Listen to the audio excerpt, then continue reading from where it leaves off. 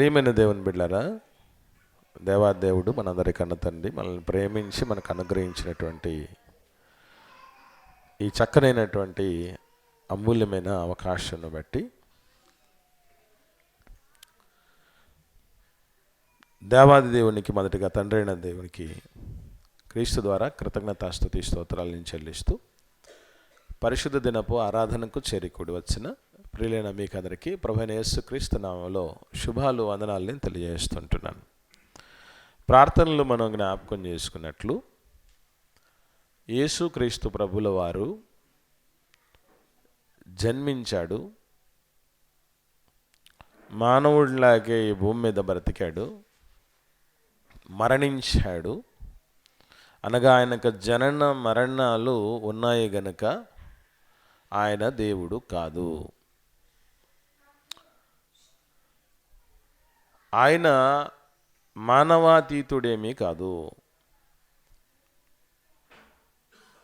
అనేటటువంటి వాదనలు అటు క్రైస్తవేతరులలోనూ అలాగే క్రైస్తవులుగా పిలువబడుతున్న వారిలోనూ ఎక్కువగా కనబడుతున్నాయి. ఈ క్రిస్మస్ సీజన్లో యేసుక్రీస్తు ప్రభుల వారికి సంబంధించినటువంటి దైవత్వం విషయమై, నిత్యత్వం విషయమై అలుముకున్న నీలి నీడలను తొలగించి ఆయన ద్వారా మనం పొందుకోవలసిన నిత్య జీవాన్ని తప్పక పొందుకొనున్నట్లు ఈ మాటలను అందించాలని నేను ఆశపడుతూ ఉంటున్నాను. ఎందుకనంటే దేవుడంటే ఈ క్వాలిఫికేషన్స్ ఉండాలి అని మానవ సమాజంలో మరి కొందరు మేధావులుగా పిలువబడుతున్నటువంటి వాళ్ళు కొన్ని నియమాలు పెట్టారు, కొన్ని అర్హతలు పెట్టారు. దేవుడంటే చావు పుట్టుకలకు అతీతుడు అన్నటువంటి ఒక మాట. ముఖ్యంగా ఇది చాలా చోట్ల, ఈవెన్ ఇస్లాంలో కూడా గట్టిగా చెప్తూ ఉంటాడు, అల్లాను మేము దేవుడిని ఎందుకు అంటున్నామంటే ఆయన చావు పుట్టుకలు లేనటువంటి వాడు అని. అట్లాగే అంటే స్వయంభువుడు, తనకు తానుగా ఉన్నటువంటి వాడు అయితేనే దేవుడు. ఈ పుట్టి గిట్టినటువంటి వాళ్ళు మానవులు అవుతారు తప్ప దేవుడు ఎట్లా అవుతారు అన్నటువంటి వాదన. సో ఇటువంటి వాదనతోనే ఏం చేస్తున్నారంటే యేసు ప్రభుల వారిని, ఒకవేళ బైబిల్లో దేవుడు కుమారుడు అని చెప్పబడింది కాబట్టి దేవుడు కుమారుడు అయితే అవ్వచ్చు కానీ దేవుడైతే కాదు అనేవాళ్ళు కూడా లోకంలో చాలామంది ఉన్నారు. మరి ఎటువంటి పరిస్థితుల మధ్య నిజంగా వీళ్ళు అంటున్నదే నిజమా, లేకపోతే గ్రంథం ఏం చెప్తుంది, దేవుడు ఏం చెప్తున్నాడు, ప్రభు ఏం చెప్పుకుంటున్నాడు తన గురించి, ఈ విషయాలన్నీ కూడా మనకు తెలియాల్సిన అక్కర ఉంది. ఆయన దేవుడైనప్పుడు, దేవుడికి జనన మరణాలు లేనప్పుడు ఆయన ఎందుకు మరి ఈ భూమి మీదకి రావాల్సి వచ్చింది, వస్తే ఆయన దేవత్వం సంగతి ఏంటి, ఈ విషయాలన్నీ మనకు అర్థం కావాలి ప్రియులరా. ఎందుకనంటే బైబిల్ గ్రంథం అంతట్లోనూ ముఖ్యంగా భక్తులు, పాత నిబంధన భక్తులు కావచ్చు, క్రొత్త నిబంధన భక్తులు కావచ్చు, ఒక్క వ్యక్తి మీద ఆధారపడే మొత్తం ఎంటైర్ సిస్టమ్ అంతా పనిచేసింది. ఎన్నో సందర్భాలలో అసలు పాత నిబంధన అంతా ఎందుకయ్యా అంటే ఒకరి కోసం అని చెప్పింది. క్రీస్తునొద్దకు నడిపించుటకు ధర్మశాస్త్రము బాల శిక్షకుడు ఆయన అంటాడు. సమూయేలు మొదలుకొని ఎంతమంది ప్రవక్తలు ప్రవచించిరో వాళ్ళందరూ ప్రభువు కొరకే ప్రవచించారు అని చెప్పాడు. మోషే ధర్మశాస్త్రములోను, కీర్తనల గ్రంథములోను, ప్రవక్తల వచనాల్లోనూ నన్ను గురించి రాయబడ్డాయి అని చెప్పడంతో పాటు అల్టిమేట్గా ఒక్క మాట చెప్పాడు ప్రభు.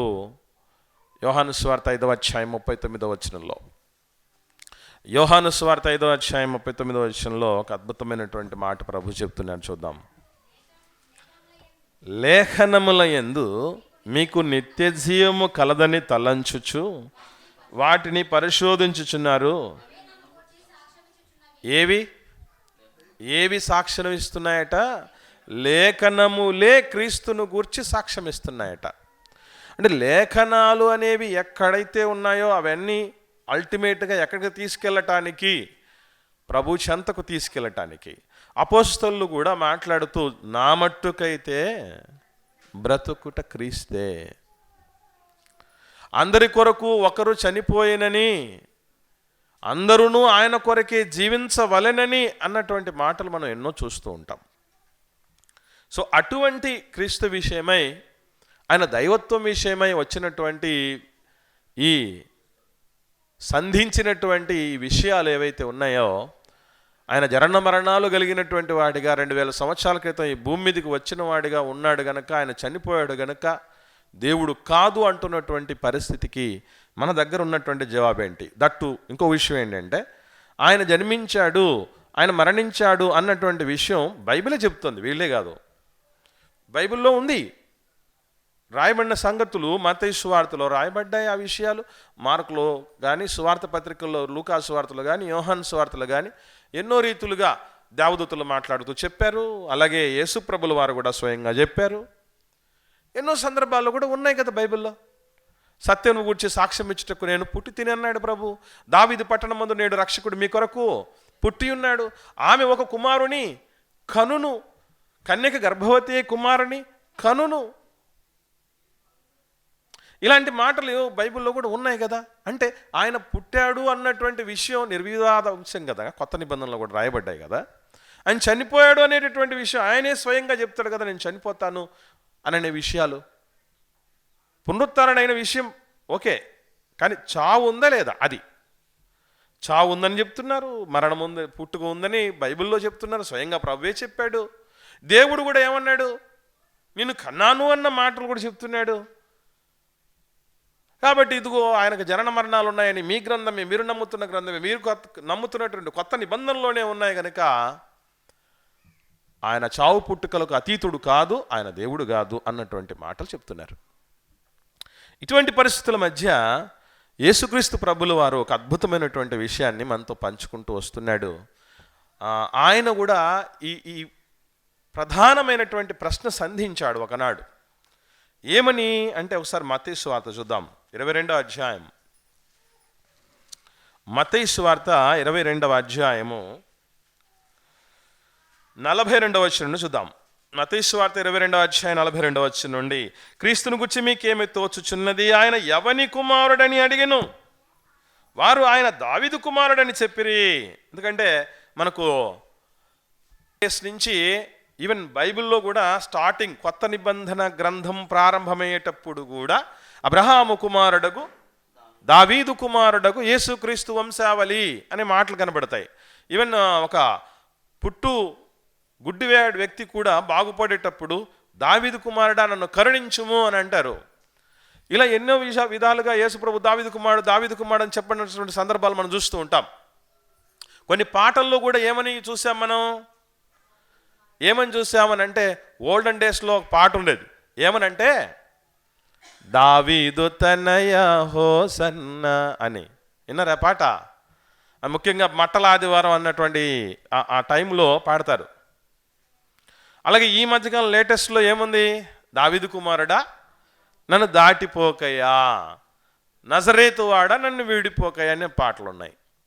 అంటే దావీదు కుమారుడు అని చెప్పినటువంటి సందర్భాలను చెప్తూ ఉంటే యేసు ప్రభుల వారు ఒక ప్రశ్న వేశాడు. ఏమని? 43వ వచనం.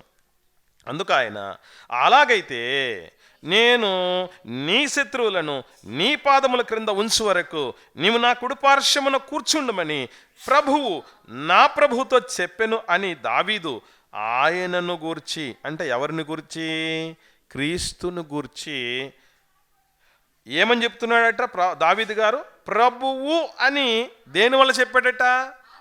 ఏదో పొరపాటున చెప్పాడో, తెలిసి తెలియక చెప్పాడో, అర్థం కాక చెప్పాడో, ఆత్మజ్ఞానం లేక చెప్పాడో కాదట. ఏముండి చెప్పాడట? ఆత్మ వలని చెప్పాడట. ఏమని? దావీదు కుమారుడు అని సమాజం అంటుంది. కానీ దావీదు గారు ఏమని చెప్తున్నాడు?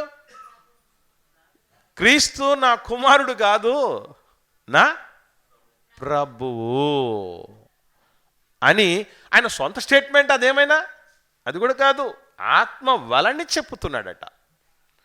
అంటే దావీదుకు యేసుప్రభుల వారు కుమారుడా ప్రభువా? మరి కుమారుడు అనేది తప్ప? దావీదుకు కుమారుడు అనేది తప్ప ఒప్ప?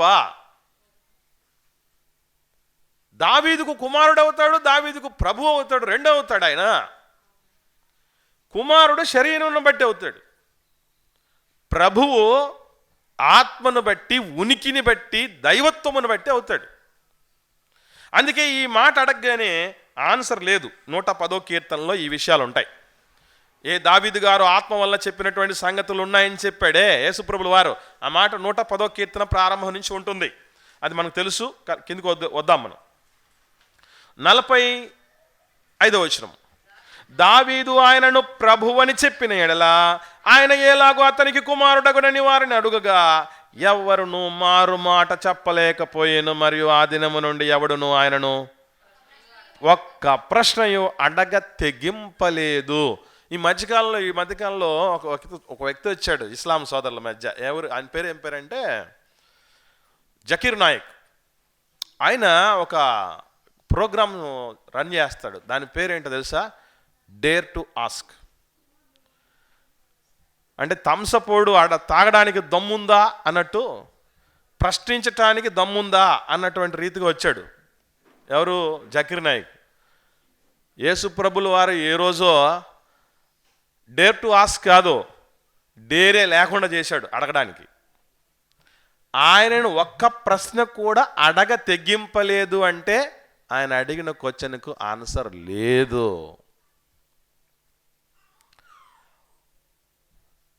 పేతురు గారు మాట్లాడుతూ ఒక మాట అంటాడు కొర్నేలి గారి సందర్భంలో, ఒక అద్భుతమైన మాట. మనం కొద్ది వరకే ఆలోచన చేసాం ఆ విషయాన్ని. ఇప్పుడు జాగ్రత్తగా ఇంకా బాగా ఆలోచన చేద్దాం. 10వ అధ్యాయం అపోస్తలుల కార్యములు 36వ వచనం. అపోస్తలుల కార్యములు 10వ అధ్యాయం 36వ వచనం ఏమనుంది? యేసుక్రీస్తు అందరికీ ప్రభు. అంటే మనం అనుకున్నది ఏంటి ఇప్పటిదాకా? ఆయన నమ్ముకున్న వాళ్ళకు మాత్రమే కాదు, నమ్మని వాళ్లకు కూడా ప్రభువేనయ్యా. ఎందుకనంటే భారతదేశ ప్రధానమంత్రి పాలకపక్షానికి ప్రధానమంత్రే, ప్రతిపక్షానికి ప్రధానమంత్రే అని మాత్రమే ఆలోచన చేశాం. ఇంకొంచెం విస్తృతంగా ఆలోచన చేయండి. యేసుక్రీస్తు అందరికీ ప్రభు అంటే అందరి లిస్టులో ఎవరెవరు వస్తారు? భూమి మీద పుట్టిన తొలి మానవుడు మొదలుకొని అందరూ వస్తారు, ఇన్క్లూడింగ్ దావీదు గారు, ఇన్క్లూడింగ్ అబ్రహాం గారు కూడా. ఎలా చెప్పగలం? హౌ డు వి సే? దాన్ని ఎలా మనం ప్రూవ్ చేయగలం, నిరూపించగలం? దావీదు గారి విషయంలో ఓకే బాగుంది, మరి అబ్రహాం గారి విషయంలో ఎట్లా అని అంటే అది కూడా చూద్దాం. యోహాను సువార్త 8వ అధ్యాయం 56వ వచనం నుండి చూద్దాం. యోహాను సువార్త 8వ అధ్యాయం 56వ వచనం నుండి చూడగలిగితే, మీ తండ్రి అయిన అబ్రహాము, ఇక్కడే మనం జాగ్రత్తగా ఆలోచన చేయాలి. ఇక్కడే ఒక మెరుపు లాంటి విషయం ఒకటి ఉంది. ఏమిటది? ఇప్పుడు ఎవరికైనా కనబడిందా? అర్థమైందా? ఏంటి మీ తండ్రి అంటే? యేసుప్రభువు తండ్రి కదా. మీ తండ్రి అని అంటున్నాడంటే యేసుప్రభుకు తండ్రి కదా. కాదని చెప్తున్నాడు. అర్థమవుతుందా? ఆయన మీకు తండ్రి, నాకు కాదు. అదేనా అర్థం? ఇప్పుడు తండ్రి అయిన దేవుడి గురించి మాట్లాడుతూ క్లారిటీగా చెప్పిన సందర్భాలు ఉన్నాయి. ఏమని? మీ తండ్రి, నా తండ్రి చెప్పిన సందర్భాలు ఉన్నాయి. కానీ అబ్రహాం గారి దగ్గరకు వచ్చినప్పుడు ఏమంటున్నాడు? మన తండ్రి అనొచ్చు కదా, లేదంటే మీ తండ్రి, నా తండ్రి అనొచ్చు కదా. ఎందుకు అనలేదు? అబ్రహాము గారి కోసం మీకు గొప్ప కన్సర్న్, గొప్ప గౌరవం ఉంది, కాదని చెప్పలే. కాకపోతే ఆ అబ్రహాము గారి దృష్టిలో గొప్పవాడిగా నన్ను దేవుడు గుర్తించాడు, నేను ఉన్నాను అన్నటువంటి విషయం చెప్తున్నాడు ఆయన. కింద చదువుదాం.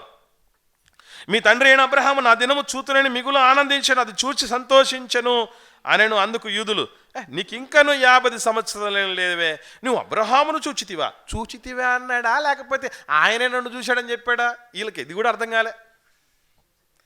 ఇప్పుడు యేసుప్రభుల వారు ఏం చెప్పారు? నేను అబ్రహాం చూశాను అన్నాడా? ఏమన్నాడండి? అయ్యో మీ తండ్రి నన్ను చూడాలనుకొని చూసేసాడని ఈయన మాట్లాడుతూ ఉంటే నువ్వు చూసావా అన్నారు. అర్థమైందా? అంటే యూదుల లాంటి వాళ్ళు ఇంకా సావలే, క్రైస్తవుల్లో సావలేదు, క్రైస్తవేతరుల్లో ఇంకా సావలే, వాళ్ళు సావరనుకుంటా. ఇక మీ తండ్రి అయిన అబ్రహాము నా దినం చూడాలనుకున్నాడు, చూసేసి తరించేశాడురా బాబు అని యేసుప్రభు అంటే నువ్వు అబ్రహాం చూసావా అన్నారు వీళ్ళు. నేను చూశాను అబ్రహాం గారిని అంటే ఆ మాట అడిగితే, ఆ క్వశ్చన్ అడిగితే కరెక్ట్. నేను చూశాను అంటున్నాడా, లేదంటే మీ తండ్రి నన్ను చూశాడు అంటున్నాడా? మీ తండ్రి నన్ను చూశాడంటే నువ్వు అబ్రహాం చూసావా అన్నాడు. చూద్దాం. ఈ మాట అనగానే మీకు ఒక క్లారిటీ ఇవ్వాలి బాబు. 2000 సంవత్సరాల క్రితం ఈ భూమి మీదకి వచ్చిన వాడిని మీరు ఏమైనా అనుకుంటున్నారేమో, అక్కడి నుంచి నా ప్రస్థానం ప్రారంభమైంది, అంతకుముందు లేనివాడిని అనుకుంటున్నారేమో మీరు. మీ తెలియాల్సిన సత్యం ఒకటి ఉంది. అదేంటంటే యేసుప్రభుల వారు అబ్రహాము పుట్టక మునిపే నేను ఉన్నాను, అబ్రహాము పుట్టక మునిపే నేనున్నాను అని ఎట్లా చెప్తున్నాడు? నిశ్చయం అంటే ఏంటి అర్థం? ఏదో అట్ట నాకు తోచింది కాబట్టి, బాగున్నది కాబట్టి చెప్పేస్తున్నాను కాదు. ఇది పక్కా రాసి పెట్టుకోండి, గుర్తుపెట్టుకోండి అని అర్థం. అబ్రహాం నువ్వు చూసావంటే సొట్టవేంటి ఆయన, అబ్రహాం కంటే ముందు నేను ఉన్నాను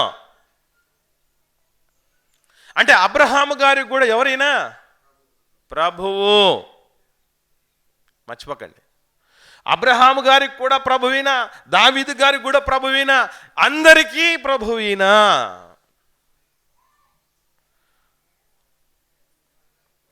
అంతేనా? దావీదు గారి కంటే ముందున్నవాడు, అబ్రహాం గారి కంటే ముందున్నవాడు, ఉన్నవాడు ఉన్నవాడు ఉన్నవాడని బైబిల్లో ఎన్నో సందర్భాల్లో దేవుడు చెప్తూ ఉన్నాడు, ప్రభువే సొంతంగా చెప్తూ ఉన్నాడు. ఆయనే సత్యమై చెప్తున్నప్పుడు ఆయన ఉనికి నిజముగా జననముతోనే ప్రారంభమయ్యి ఉంటే ఆయన దేవుడు కాదు. శరీరపు ఉనికి మొదలైంది, శరీరం దారిగా ఈ భూమి మీదకి వచ్చిన తర్వాతది. అంతేగాని శరీరము దాల్చక మునుపు ఆయన ప్రభువుగా ఉన్నాడు, దావీదు గారికి ప్రభువు ఉన్నాడు, అబ్రహాం గారికి కూడా ప్రభువుగానే ఉన్నాడు. ఇంకా మనం ఆలోచన చేస్తే ఆయన ఏంటి, ఎక్కడి నుంచి ఉన్నాడు, ఎప్పటి నుంచి ఉన్నాడు, ఈ విషయాలన్నీ కూడా చాలా స్పష్టంగా పరిశుద్ధ గ్రంథం సెలవిస్తోంది. ఇదే యోహాను సువార్త చూద్దాం. యోహాను సువార్త 17వ అధ్యాయము 5వ వచనం. యోహాను సువార్త 17వ అధ్యాయం 5వ వచనం. తండ్రి, లోకము పుట్టక మునుపు నీ వద్ద నాకు ఏ మహిమ ఉండేనో ఆ మహిమతో నన్ను ఇప్పుడు నీ యొద్ద మహిమపరచుము అంటే యేసుప్రభు ఎప్పటి నుంచి ఉన్నాడు? లోకం పుట్టక మునుపు నుంచే ఉన్నాడట. ఉండటమే కాదు, దేంతో ఉన్నాడు? మహిమతో ఉన్నాడు. ఆయన మామూలుగా లేడు. లోకం పుట్టక ముందు నుంచి ఉన్నాడు, దట్టు మహిమతో ఉన్నాడు. అందుకే ఎస్తేర్ రాణిమ్మ, మరి మీలో కొంతమంది తెలిసి ఉండకపోవచ్చు, సుందర్రావు గారి భార్య సత్యమణి, ఆమె పాట రాస్తారు, పశుశాలలో నీవు పవలించినావా, పరమాత్ముడవే నీవు పసిబాలుడవు కావు అని. కాబట్టి ఈరోజు ప్రతి క్రిస్మస్ టైంలో ఆయన్ని ఏదో పాకలో పసిబాలులాగా పెట్టడాన్ని బట్టో, ఈ మధ్యకాలంలో క్రిస్మస్ కంటాట అనేటువంటి ప్రోగ్రామ్స్ కూడా వస్తాయి, అక్కడ చిన్నవాడిగా చూపించడాన్ని బట్టో చిన్నోడే ఇంతేనేమో అనుకుంటారేమో. చిత్రమేనంటే పుట్టినరోజు నాడు చిన్నపిల్లోళ్ళలాగా ఏ ఒక్కరిని చూడాలనుకోరు, చూడాలని వాళ్ళు కూడా అనుకోరు. ఇప్పుడు మన పుట్టినరోజు ఉందండి, పుట్టినరోజు ఎప్పుడు ఆ పుట్టిన మొదటి సంవత్సరంలో ఉన్నట్టు ఉండాలని ఎవడన్నా అనుకుంటాడా? అనుకోరు. పోనీ పుట్టినోళ్ళు అనుకోరు, పుట్టించిన వాళ్ళు మన అమ్మనాన్నలు పెద్దవాళ్ళు కూడా అనుకుంటారు ఏంటి. కానీ ఏంటో మొత్తానికి యేసుప్రభుని మాత్రం ఏం చేస్తారంటే, ఈ క్రిస్మస్ పాటలు కూడా ఎట్టటి అంటే లాలి లాలి లాలి లాలి, యేసుప్రభుకి లాలి లాలి పాటలు పాడతాం రండి, జోల పాటలు పాడతాం రండి. బాలయేసును సోతము రండి.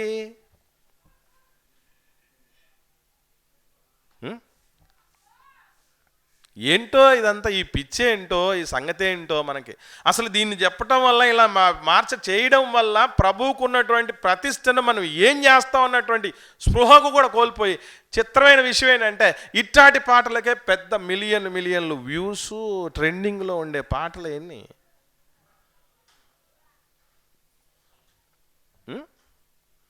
దారుణం. అందుకే గుర్తుపెట్టుకోండి.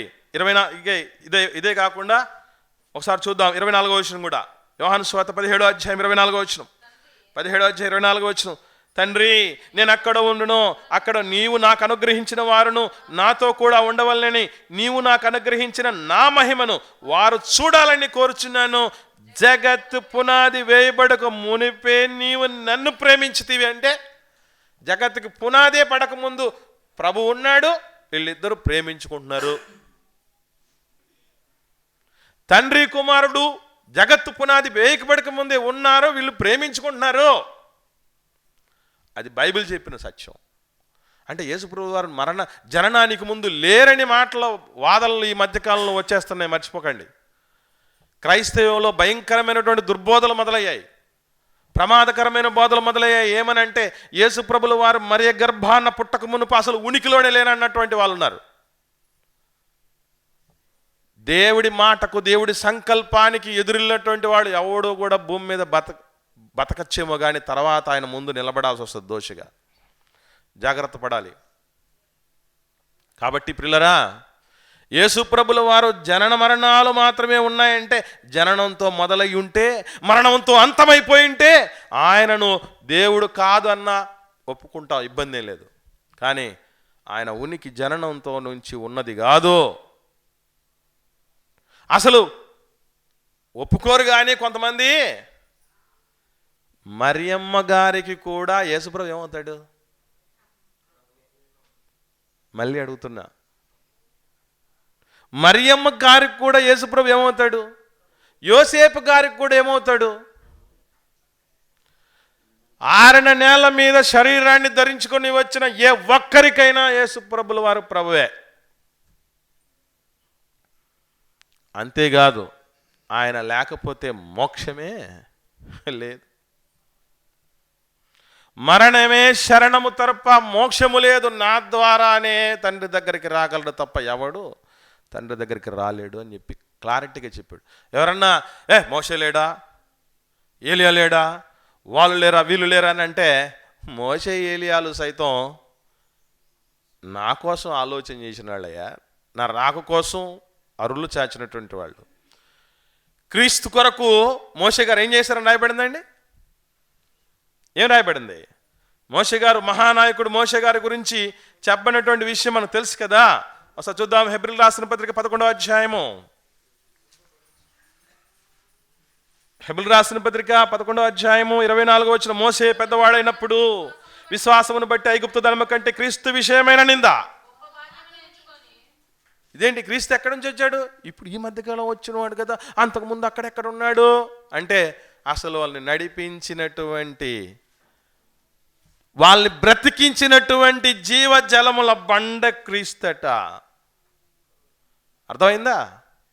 కాబట్టి శరీరముతో వాళ్ళ మధ్య లేకపోయి ఉండొచ్చు, కానీ పూర్వకాలము నుండి ప్రభు ఏం చేస్తున్నాడు? శాశ్వత కాలము వరకు ఆయన ప్రత్యక్షమవుతూ ఉన్నాడు. ప్రత్యక్షమవుతున్నాడు అంటే, ప్రత్యక్షత అంటే ఎవరికి వాడే పదం అది? మనుషులకు వాడే పదమా? మనుషులకు వాడే పదం అండి అది. దేవుడికి మాత్రమే ఎక్స్క్లూజివ్గా వాడే పదం. భూమి మీదికి మానవ కుమారుడు, దేవుని కుమారుడు, దేవుడి కుమారుడు అనే పేరుతోనే కాదని వచ్చింది. చాలామందికి కుమారుడు అని పిలువబడింది. మనుష్య కుమారుడు అని చెప్పబడ్డాడు ఆయన. యోసేపు కుమారుడు అని చెప్పబడ్డాడు, మరియ కుమారుడు అని చెప్పబడ్డాడు, అబ్రహాము కుమారుడు అని చెప్పబడ్డాడు, దావీదు కుమారుడు అని చెప్పబడ్డాడు, వడ్లవాణి కుమారుడు అని చెప్పబడ్డాడు. ఆయనంత మాత్రం చేత అక్కడతో ప్రారంభమైంది అనుకుంటున్నారా? ఈ మధ్యకాలంలో మరికొందరు తయారైపోయారు. ఏమనంటే, యేసుప్రభు వారు దేవుడికి కుమారుడే, మనము దేవుడి కుమారుడమే అంటే అర్థం ఏంటి? సరే, అలాగని కాదని చెప్పటంలా. అంటే ఆయన మనం ఒకటేనంటే,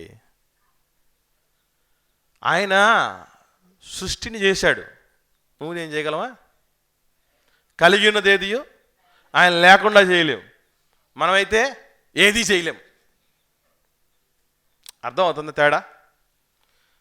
తన మహత్తు గల మాట చేత సమస్తమును నిర్వహిస్తున్నటువంటి వాడని రాయబడింది. యేసుప్రభు కోసమే తెలుసా మాట? చూద్దాం ఒకసారి. హెబ్రీయులకు రాసిన పత్రిక 1వ అధ్యాయం, హెబ్రీయులకు రాసిన పత్రిక 1వ అధ్యాయము 3వ వచనం నుండి, ఆయన దేవుని మహిమ యొక్క తేజస్సును ఆయన తత్వము యొక్క మూర్తిమంతమునై ఉండి తన మహత్తు గల మాట చేత సమస్తమును నిర్వహిస్తున్నాడు. అంటే ఎవరైనా సమస్తాన్ని నిర్వహించేటటువంటి ఆయన ఎవరు అంటే యేసుప్రభుల వారి గురించి మాట్లాడుతున్న విషయం. అంటే యేసుప్రభుల వారు ఈ 3 లోకాలను నిర్వహిస్తున్నాడు. నీకు నాకున్న పరిస్థితి ఏంటంటే మన ఫ్యామిలీని కూడా మనం నిర్వహించలేము పర్ఫెక్ట్గా. అవునా? చెప్పండి, ఎవరైనా ఉన్నారు అరణ్యాల మీద నేను పలానా దాని వరకు నేను పర్ఫెక్ట్గా నిర్వహించగలను చెప్పగలిగినటువంటి దమ్మున్నటువంటి వాళ్ళు ఎవరన్నా చెప్పండి. ఈ ప్రపంచాన్ని, ఈ లోకాలనే ఆయన నిర్వహిస్తున్నాడు మహత్తు గల మాట చేత. రోజుకు 24 గంటలే, ఏ రోజైనా కానీ, నెలకు 30 రోజులు, ఏ నెల అయినా కానీ. అలాగని 31 రోజులు ఉన్నాయి, 28 రోజులు ఉన్నాయి, లాజిక్లు మాట్లాడకండి. జనరల్గా 30 రోజులు నెలకి అనేది, 365 రోజులు సంవత్సరానికి. దేని చుట్టూ ఏది తిరగాలో అదే తిరగాలి, ఏ డైరెక్షన్లో తిరగాలో అదే తిరగాలి, ఎంత స్పీడ్తో తిరగాలో అంత స్పీడ్లోనే తిరగాలి. భూమి మాత్రమే మొలకెత్త, భూమి మీద మాత్రమే పంట పండాలి. ఇదంతా ఆయన ఏర్పరచిన సిస్టమ్. తన మహత్తుగల మాట చేత నిర్వహిస్తున్నాడు. మరి ఆయన 2వ రాకడలో ఏమవుతుంది అంటే, పంచభూతములు మిక్కుటబగ మేండ్రముతో లయమైపోతాయి. అంటే he's a destroyer. GOD, God అంటే జనరేటర్. యేసుప్రభుల వారు జనరేట్ చేశారు. ఆపరేటర్, నిర్వహిస్తూ ఉంటున్నాడు. డెస్ట్రాయర్ వచ్చాడంటే మొత్తం మటాషే. GOD, గాడ్ అన్నటువంటి ఈ గుణం యేసుప్రభుల వారిలో ఉంది. కాబట్టి ఆయన లోకం పుట్టక ముందు నుంచే ఉండటం అనేది జరిగింది, మర్చిపోకండి. అందుకే కొలస్సీలకు రాసిన పత్రికలో పౌలు గారు అంటారు, చివరిగా ఈ మాట చూసుకుని మనం ముగించుకుందాం. 1వ అధ్యాయం 17వ వచనం. కొలస్సీలకు రాసిన పత్రిక 1వ అధ్యాయం 17వ వచనం. ఆయన అన్నిటికంటే, దేనికంటే? అన్నిటికంటే అంటే దేనికంటే? నువ్వు ఏదంటావో కాలానికంటే ముందున్నవాడు. అర్థమైందా?